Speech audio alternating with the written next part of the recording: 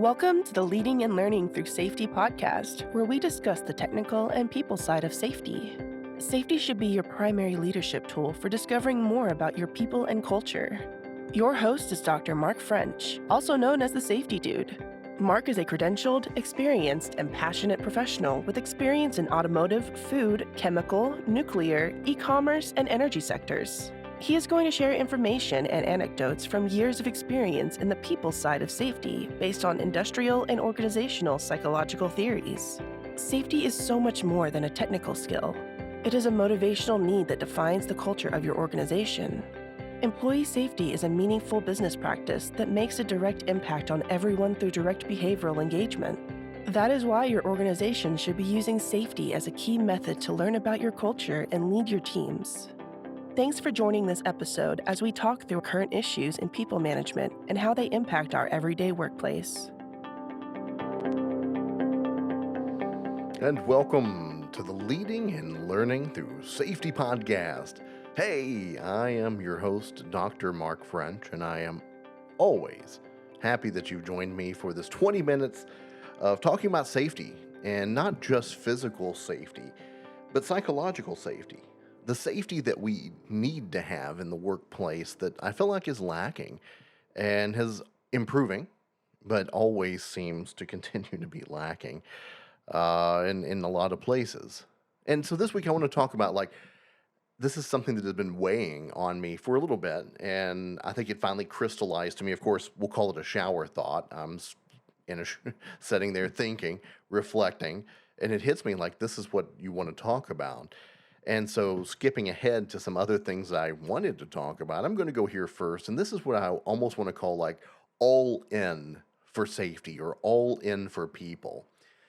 Time and time again, study and study and study again shows that when you empower your people, when you give them the ability to make good decisions, you educate them on what your corporate values are.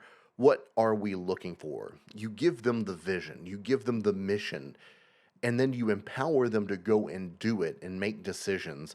Short term, it can be very scary because there might be some investment that needs to happen.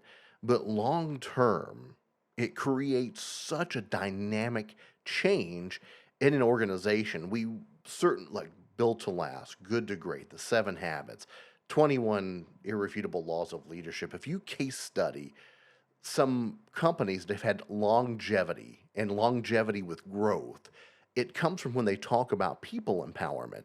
And even when you see declines in their company, you see maybe where there was a CEO that came in that changed everything and took less power to their people and brought it more to the centralized and kind of gave it away. And then came back up again because a new leader came in and recognized what they had done wrong, or they had moved away from their core values, and they start to accelerate again.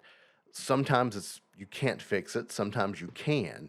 And to me, it begins with that idea of safety. And it's so interesting that we continue to go back and look at Alcoa.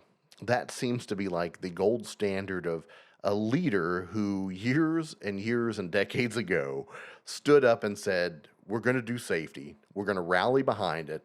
And it just rocketed that organization into a whole new level of profitability and safety. And this was Paul O'Neill. We continue to case study him throughout a lot of safety. If you haven't read about him, I would encourage you to look up some of his first shareholder talks where he gets in front of Alcoa. He was given the helm, and he stands in front of the shareholders, and the company isn't doing bad. The company's actually doing okay, actually profitable. And he says, one thing we're going to do is we hurt too many people. We're going to stop that. Whatever investment it takes, whatever we have to do, we are going to stop hurting people. And of course, there were questions about what about your next quarter profitability, et cetera, et cetera. He says, I don't think you heard me. We're talking about real lives getting hurt here. We're not going to do that anymore. What he understood, and there's been some great articles written about what his strategy did. His strategy forced his team to understand his culture of his organization and every moving piece of it. And I've never been able to really crystallize how important that is, that safety is that key. I care about my safety. If the company cares about my safety, right there we have common ground. Now, I may care about company profitability because I want my paycheck. but I really care about my safety. I may care about quality because I want to be proud of the stuff that I make or the service I produce as someone who works for a company, but I really care about my safety. And so if the company really cares about my safety also, we have common ground to go and do things together and learn together. One, it's a great exploration of culture because if you don't care about somebody's safety, how do you even care about anything else? And I've said that before. But then to understand safety, you have to understand every moving part of that organization. You have to start from front to back, and you have to look at every single thing that a person interacts with to do a good understanding of job safety. So I need to look at everything that a person interacts with. I need to understand every time a person gets near anything that could harm them, and I need to understand the risk there. So naturally, I'm getting into the business. I'm taking a deep, deep dive into the business to understand everything that's going on, which is phenomenal. It was such a great rally cry.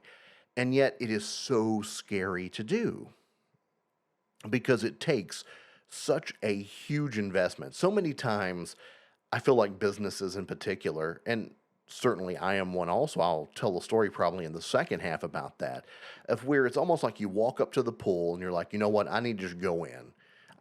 This is going to be better if I just immerse myself and go for it. But instead, you kind of put one toe in. You go, oh, I don't know, a little scared, a little worried, back out. If you keep doing that, that makes people see that you're not committed. I'm either committed to getting in or I'm not. And people can see that, and our teams see that. And so they want to see an organization that's willing to go all in with them. Like they're in for the swim. If they're in the pool, I'm in the pool. They want to know that, hey, we're all going to do it. We're all going to be here right together trying to get through it. And so we go back to the idea of immersing yourself in safety or immersing yourself in people. Now, we'll say the first gateway to people would be safety. That if you start with safety, it's one of those metrics that we have to have, and it's great to have, and it starts some fantastic conversations about people. Because fundamentally, if you care if they come into work and leave, then fundamentally other things start to progress. Things get better, things change, and we start to understand each other at a little bit different level than just work. We understand each other from that aspect of who we are as a person. So as we take that journey and we're looking at every single piece of the organization, that deep dive, we're understanding our business at a whole new level. We're understanding each little piece of person and machine or person and process integration. And if we understand that, we can optimize our business, we can improve costs, we can improve quality, because again, these are all quality systems that we're talking about being used as a safety methodology. Understand it, protect it, and then once you understand it, improve it. And it all fits together so perfectly, but it begins with letting your people being able to tell you that here's a problem, we need to come after it, we need to fix it, and we need to be able to be empowered to make good decisions. And those good decisions sometimes take investment. And I think that's the scary word a lot of times is investment. What does investment mean? And when does it pay off? Because especially in those publicly traded companies, it's all about the quarter. Did we make the quarter? Did we make the quarter? Sometimes it's about, did we make the week? We're push for that. When the long-term strategy can really pay off, when we have that solid long-term investment, sometimes there's that dip and then there's this acceleration, but investment, so it's pulling the bowstring, letting it go, pulling it, letting it go. I know if you're on my YouTube channel, that would have looked phenomenal, I'm sure, me gesturing that out. So let's take a quick break. Let's come back on the second half of the Leading and Learning Through Safety podcast, and I am going to tell a little bit more about this idea of all in for safety. TSDA Consulting. Learn you, lead others. Traditional development focuses too much on weaknesses. They make you believe that the only way to find success is through improving your faults. Strengths-based coaching instead focuses on creating success through using your natural talents. Dr. Mark French at TSDA Consulting is an authorized Clifton Strengths coach. Your customized report and a personalized approach help bring out the best in you and your team. For more information, visit us on the web at tstaconsulting.com. And welcome back to the second half of the Leading and Learning Through Safety podcast. So happy you're with me. Let's continue this idea of all in for safety, or basically all in for people. To be all in for your team, it means that you're right there beside them. It means that you're setting the vision long term. And I've been rereading Stephen Covey's 7 Habits of Highly Effective People. I go back to that book frequently, along with a few others that are in my rotation, that they're the ones I kind of go back to as my core a lot of times. And I love the idea of put first things first. And you would think he was telling you to like get your affairs in order. And really what the idea is that you have urgent and important. It's the Eisenhower matrix, right? And we're so many times consumed with high urgency and high importance. And basically the things that are on fire right in front of us. Those are the things that get our utmost attention. They are the things that were right in front of us that we feel like that we have to do right now. When as leaders, our people want us to be more in the it's not urgent, but it's important. They want us always focused on not what's most urgent, but what's most important in our organization. And sometimes they match. Sometimes you have to get together and you see that your urgency and your importance are lining up. But a lot of times your highly important things will be slightly under the ones that are more urgent. So we want to put importance over urgency rather than urgency over importance, because importance is about our core values. Importance is about what our ethics tell us to do. Importance is what is our corporate values and what are we ultimately looking at as an organization for our people. And safety should be one of them. Absolutely 100% should be one of them all the time. And if it is, we can't lose sight of that. We can't give up on that, and we can't misconstrue the thought process that we have behind it. We should always hold that to the top. Is it people learning? Is it safety? What is that value that we want to hold core and we hold on to it? And that's being all in, because dipping your toe in means that, something urgent's come up. We'll shift it for a little while. It's not as important as it used to be because there's something that's more urgent than there is important. That's scary because then we get so much into firefighting mode, and firefighting mode wears us out. It will drain our batteries so quickly. It'll drain those around us because when you're in the fire, you don't see the light at the end of the tunnel. You see, put out the fire and hope there's not another one, or hope there's not a repeat, or hope there's not something else that's going to come up. Where if you're focused on the important, it's always, there's the fires around us that we're going to start tackling and we might delegate to go after. But ultimately, we have to keep going toward the goal. Let me back up and tell just a quick story about where I failed at this. Absolutely miserably failed. I was at an organization working only safety person, which is normal for the size of the company that it was. Sometimes we see that, only that one lone safety person doing everything they can. And right size, I felt like it was right because I wasn't doing it the right way. I wasn't leveraging my resources. I wasn't the only person in charge of safety. There were a lot of people that wanted to be. And here's that idea of go all in. The first step is to delegate, give it away, whatever you want to call it. It's take it off your plate, educate other people, and give it away. So I had some really great safety committees. We'd worked really hard to create them. We'd gotten there. I didn't see any safety committees. We started working on finding people who were motivated, who wanted to do stuff, who wanted to jump in and be part of it. We found those people, and then we had meetings. Instead, I later, after really struggling with the idea of letting it go, of giving it away, I started handing off big pieces of the site. And it starts with something easy, like let's train them to do fire extinguisher inspections. Boom, here you go. Teach them how to do eye wash and shower inspections. Go do those as part of your weekly task, and then turn in the digital sheet or the paper sheet that shows that you did it. And then, of course, you follow up and you check to make sure things are going right, because things get missed when you turn things over for the first time. It's never perfect. There's always room for improvement. But that, again, becomes the gateway to going much further. Suddenly, they can get more involved in doing instant investigations and writing up safety alerts and creating root cause analysis. When they're educated and empowered to do so, they become a great impartial person to look at some of the items that are happening. And if you empower them to do it, you expect it, you help coach them through it. Now, that takes investment. Again, am I all in? If I'm all in, I'm in the pool there with them. We're all swimming around trying to find our way. And we can do it better when we're doing it together because we're a teamwork. And so I have to make sure that I'm willing to invest the time to educate, to understand, to follow through. If I'm not willing to put that kind of effort and time and energy, I might as well just keep it myself and burn out, which is not a good idea either.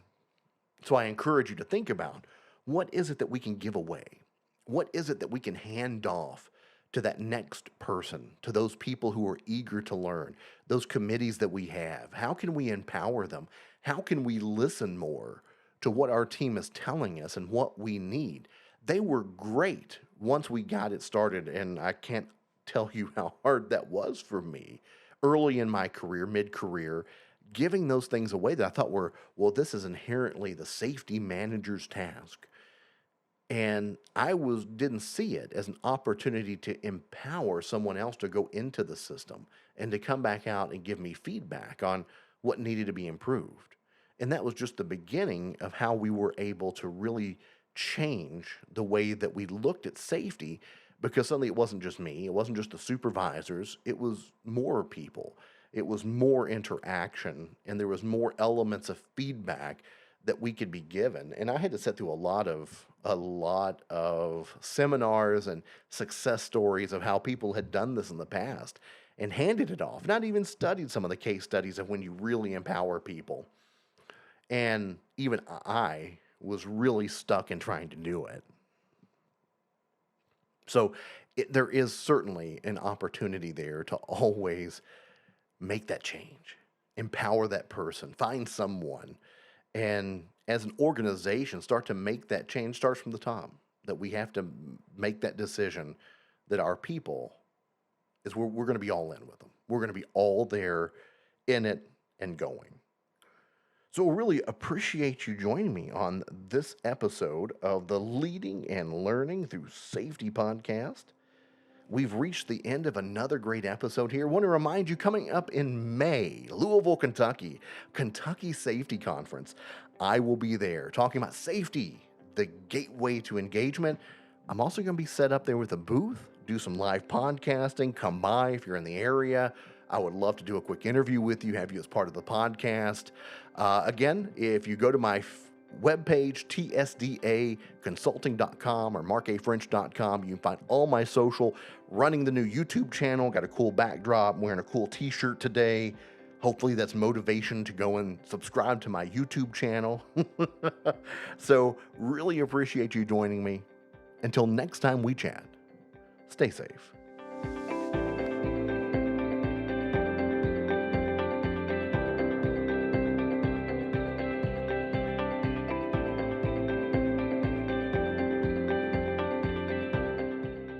Thanks for listening to the Leading and Learning Through Safety podcast. Join the online conversation at www.markafrench.com. All opinions expressed on the podcast are solely attributed to the individual and not affiliated with any business entity. This podcast is for informational and entertainment purposes. It is not a substitute for proper policy, appropriate training, or legal advice.